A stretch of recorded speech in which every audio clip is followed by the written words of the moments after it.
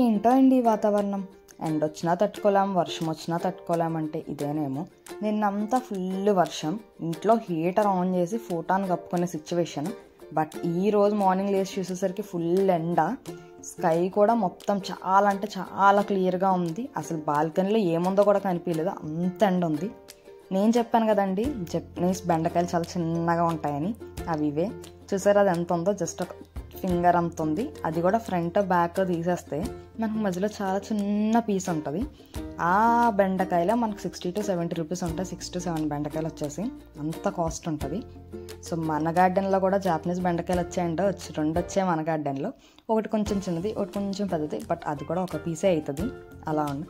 ఇక్కడ జపాన్లో summer season అయితే ఎండ్ అయిపోయి ఆటమ్ అయితే స్టార్ట్ అయిపోయిందండి. సో ఇక లీవ్స్ అన్నీ ఫేడ్ అయిపోయి ఫాల్ అయిపోతూ ఉంటాయి, స్టార్ట్ అయిపోతుంది మనకు కూడా మన గార్డెన్లో కూడా. సో 2 బెండకాయలతో పాటు ఒక టమాటో కూడా వచ్చిందంటే ఇదైతే సేమ్ ముందు టమాటో చెట్టే అండి. దీని లీవ్స్ అన్నీ కూడా ఫేడ్ అయిపోతూ ఉన్నాయి, మళ్ళీ వస్తూనే ఉంటాయి. దీనికి కూడా చాలా టమాటోస్ ఉన్నాయి. మేబీ అవి ఇక మొగ్గడానికి 1 వీక్ పట్టచ్చేమో, బట్ లీవ్స్ అయితే ఫేడ్ అయిపోతున్నాయి.